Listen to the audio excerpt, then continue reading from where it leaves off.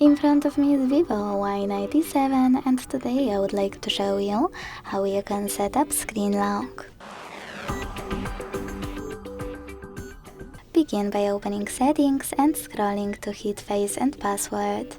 Then tap on screen lock and select one of those login methods. After picking a perfect one, create it and repeat it to confirm it.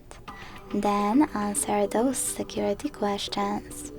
If you don't like them, click on the chosen one, pick one of those or scroll all the way down and hit custom question to create your own. Save it by hitting OK and answer it. When you finished, click on Save at the top right corner. So now, when I switch off my screen and turn it back on, icons that pattern is required.